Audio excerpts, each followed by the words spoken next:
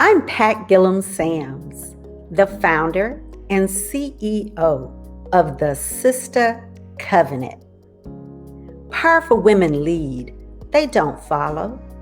They use their voice as their truth to empower other women as well as protect and lift their family, friends, and elevate entire communities. These bold, brilliant, brave, and beautiful women are wives, mothers, sisters, and friends. My friends for 20, 30, 40 plus years. Newfound friends. I'm so proud to be a part of this powerful sister circle of women using our collective voice to make a difference. Thank you so much for joining me in the after conversation. This is where we're just laid back, shoes kicked off. You know, in the pandemic, the only time I really get dressed up is for the Sistah Covenant. I have on pumps. I don't have on pantyhose like Jack and Jill days, but I do have on pumps. Okay, so let's talk about the vaccination. I really want to unpack that, ladies. Your age group. Tell me about that. How are those conversations? You guys have made the decision to get vaccinated, but what about your friends? Talk to me about that.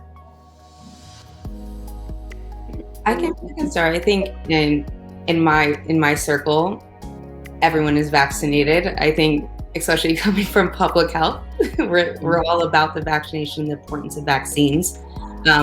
Within like my friend group, I think outside of that, there is a lot of vaccine hesitation, and I think especially in communities of color, the medical community and the government have created an environment where there is distrust, and I put the onus on the government, medical communities, because that's where it lies. The historical, incidences of misuse of medical, experiments or research on communities of color have created that. And so, there's a reason, the Latinx community has the highest percentage of unvaccinated folks. Black communities follow that. And so it's really about how do we, kind of intervene in that, like, disinformation that's arising in this era, and how do we create kind of an area of trust where folks feel comfortable going to get vaccinated. I think in my friendship circle, being younger and kind of being in public health and being about like the research and like looking into things, a lot of us do that, and so we feel a bit more comfortable about receiving the vaccine. Also, I think just personally for me, as someone who has like a chronic condition, I have asthma, it was really important for me to get vaccinated because I know that I could be more susceptible to like, and at a worse, reaction to COVID and being hospitalized. So that's kind of why I got vaccinated. So Shanita, I know. Oh, I'm sorry. Go ahead, Joy. No, sorry. I was just gonna throw in that the time that I spent in New York versus Florida, it was a bit unique because I never thought I'd have the opportunity to kind of have a culture shock coming home, so to speak. Because I was in New York when everything first started happening, and New York was very adamant about, keeping things safe, and people were very much staying in the house. Like, you could hear a pin drop in Times Square at the end of March. So it was a bit different. And of course, being back in Florida, my dad being a physician, we were very strict about leaving the house and, being safe and everything. But the rest of Jacksonville didn't really seem to be there yet. So it was kind of interesting. And definitely, my friend group, they're vaccinated, but I've definitely had to have some conversations with people outside of my immediate friend group that maybe aren't as comfortable. And then again, I have to recognize that I was kind of in a quote unquote privileged situation, like working in biotech and close to pharmaceuticals. And I kind of had a different understanding of clinical development. And I think that's important messaging to get out in the Black community. So I want to hear your take on this, Shanita, being in your space, but I'll share. You guys know I was in Seattle just the last few days, and Miles and he picked the restaurant. He said, "Hey, Mom, I think this is a nice restaurant I want to take you to." We got there and they said, "We need proof of your vaccination record." We didn't have them. I had my card in my wallet since March, but I had just taken it out because it was starting to get just a little frayed. And I said, I got to get this laminated. So we had to scurry, and it's a 3-hour time difference. So we got Mr. Vincent up. It's 11 o'clock Jacksonville time. He's looking for cards in Miles's compartment. Miles is livid. He's like, "We don't need to eat here if they got to do all of that." And I was like, "Listen, that's the way this is getting ready to happen." So he was able to screenshot us. We were able to get into the restaurant and have a nice meal. But to your point, Joy, that was Seattle. Florida, not so much. Yeah, we've been open for a minute in Florida. Don't get me started about that. Shanita, what are your thoughts? Yeah, so it's really interesting. My friendship group is definitely torn. I don't want to say I have more friends who are unvaccinated than are vaccinated, because it's not really something that I'm like just coming out to ask, but I wouldn't be surprised if more of them were unvaccinated than vaccinated. Unfortunately, well, I'm not going to say unfortunately, because I'm still like on the fence. Let me just preface, like, I understand all sides of the conversation. So even within my immediate family, some of us are vaccinated, some of us are not. And I'm someone who got vaccinated later. And in full transparency, I got vaccinated almost because I felt forced to. I work in the school system, just having access to different spaces. You either have to get vaccinated or you have to like go through all of these things. And I think for me, I think, Rachel, you kind of spoke to this. Our generation, one thing I love about our generation is that we ask questions, that we do our own research, that we have conversations. And so I think for a lot of people, it's just like personal choices. Like if you do have pre-existing conditions, or if you are working in different environments where you kind of know how this is all working, you're probably more, prone to get it. But I do understand that people who are just saying, and most people that I know, it's not that they're against the vaccine, they just think it's too soon. And again, I understand like all sides of the conversation. One thing about me, I'm like, well, we all take medicine, right? And none of us really know what's in the medicine.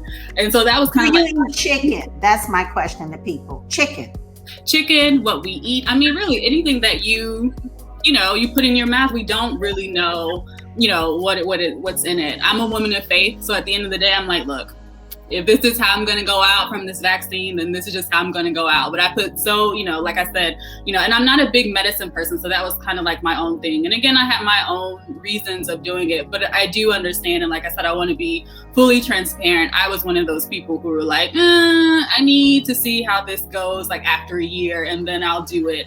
But then, like I said, being in different spaces where it's either you get vaccinated or not.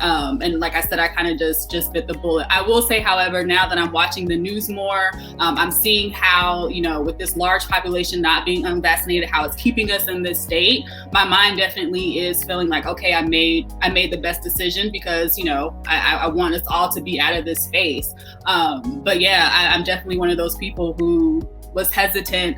And like I said, I do know a lot of people who are still unvaccinated, and who I don't think will get vaccinated, to be honest. I think what is concerning to me is a number of things. Obviously, I'm in a different generation, so there are the health issues. For me, like you, Shanita, don't tell your dad, well, he knows with Joy. I don't get the flu shot because I got it once. I got real sick. Got, in my opinion, the flu. Never had the flu before, never had it since. So I'm good. I'm going to take my chances. But this was different. Initially, I was like you, Shanita. It was like, let me see, got to weigh this out. But it was when I had a girlfriend who is a physician, who you guys know, Dr. Kim Barbell Johnson. Come on, someone I trusted. That said, this isn't new, guys. Yes, COVID-19 is a new variant, but we've had the coronavirus. It's been around for years. We've been working on a vaccine for this. So that put it in perspective that this isn't just some trial. And they don't go in the back and get a white vial and a black vial. And we're going to give this black vial to the black people or the Latina people and the white, you know what I'm saying? It's not that type of thing. So that's one thing. But the other thing is what happened to Miles and I just feel the separation coming wider and wider. It's going to be the people who have and the people that have not. And coming from my background of working in insurance and all of what that looks like, you're going to see the underwriting for it. You're going to see what you don't have access to if you don't. And I grew up in a generation where before you put your kids in school, you got vaccinated or you couldn't have access. So I think those are my concerns, in addition to seeing people I now know get very sick and pass away in some cases. That is my concern. And it seems like your generation is the generation, and I know Shanita is the asking of questions, but I think to Rachel's point, it's the following up of research and not just listening to the internet and social media and all the conspiracy theories. And I think there's maybe just a general, I don't want this to sound bad, but like our generation, if you don't live with anyone over a certain age, if they just kind of don't necessarily care. It's like, oh, well, I'm not going to get that sick, so what does it matter? And it's like, sometimes you have to just have empathy and realize that you're doing this not just for yourself, but, for a greater purpose. So I just had a relative, 33, to spend 2 weeks in the hospital and was a minute away from a ventilator. Mm-hmm. Who felt that? Miss Pat, to your point, and Joy, about like buying the vaccination cards and just, it's about more than yourself. I think, a lot of folks, we think about individual liberties, like the choice to take the vaccine, the choice to wear a mask, the choice to, but when we think about the coronavirus and the impact it's had on our country and our healthcare system, it's beyond the individual at this point. And so we really have to think about how are we taking the right measures for ourselves in order for our communities to be safer and our country to kind of, recover from this, right? Because it's not, just the healthcare system, it's small businesses. It's, so it really goes, bigger than ourselves at this point. Yeah, I agree. Sydney, you're smiling. Thoughts? No. I would just say, kind of to Joy's point about social media, I feel like a lot of people honestly also just kind of jump on a bandwagon. They hear other people say, oh, they just created the vaccination 12 months ago, and I know somebody who got vaccinated but still got sick. So I think a lot of people just repeat things that they see on Instagram or Twitter without really doing their own research or listening to like scientific facts. I had a Dr. Cheryl Holder on the podcast 2 weeks ago, and her comment resonated with me. She said, think about that woman in your life, mother, sister, significant other, who's going to have to care for you, because she was targeting that 30-year-olds, those that age that is, good and grown, right? At 30, Shanita, right? Mm-hmm. A lot of which have children themselves. So think about that woman in your life that's going to have to care for you if you get sick, and your children, and put themselves in harm's way, because usually they're now a little older, my age and older, with some health issues. That is what we have now. So it definitely is a crisis. I applaud all you young women for, I know it's not an easy decision, and the conversations aren't easy because people are so entrenched, to your point, who said it. I don't think they're going to get vaccinated. I think what we're going to see is large companies like mine, like some of yours, that mandate because they're going to have to. You mentioned the school system. We see a lot coming down in Florida right now. In New York now, the restaurants. Yeah. Football games. Anything. Yeah, Seattle, the restaurants, and they're banding together because it's a public health crisis. Their employees, they can't get service workers. They can't, that people are sick, people are dying. We had a big deal here in Jacksonville, Florida, with a mission here. So people are being affected. So when these companies, it hits their bottom line of revenue and liability, that's when you're going to see the mandates happen. Just like with smoking. You used to be able to smoke, like the cubicle next to you, the people smoked. Yeah. And it became a public crisis.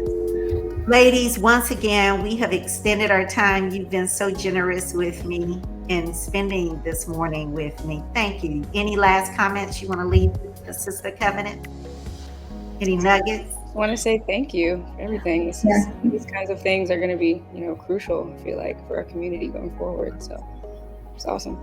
And I just want to say, it is so good to see all of you younger ladies on this call. It is just so confirming. I was looking at y'all when you were speaking like you were my little sisters. I was like, yes, Black Girl Magic. We are the epitome of it. So I just hope that you all just continue to do like amazing things. And, especially as Black women, sometimes we feel like we're not being humble when we like share our accomplishments. I hope you all continue to like share your accomplishments on your social media with people. Like, people need to see it. So I'm just so proud of you. Even though I don't know you all, I'm very proud of you. Share your Black girl magic, but continue to support and lift as you climb. That's the epitome, right? That's what we're talking about. And that's what you all are demonstrating. Sydney, I so appreciate you because you postponed a flight on the Sistah Covenant. So I'm feeling pretty pumped about that. Of course. So thank you, ladies. Love you all. Be safe. My name is Dr. Anita Pettaway Tyler, and I am the medical contributor for the awesome Sistah Covenant. I am here to tell you that I would like to encourage you to remain vigilant. We all must. COVID-19 is running rampant in our communities, and so we must do something. The something is prevention. The way to prevent COVID-19 is, number one, to get a vaccination. Millions of people have been vaccinated to date, and the vaccine is safe and effective. The other thing that we can do is to make sure that we're masking. We should wear our mask indoors and also outdoors in crowds where the vaccination status is unknown. And lastly, we can make sure that we continue to practice social distancing. We must do this to prevent COVID-19. We can do this, and together we win. Thank you. We urge, we beseech, we implore you, we beg you today, right now, in this moment, to remain vigilant. These are uncertain times, and we ask you to encourage everyone you care about and love, and even those you don't, to wear their mask, wash their hands, practice good hygiene, remain socially distant, and get the vaccination. Powerful women get vaccinated. And together we win.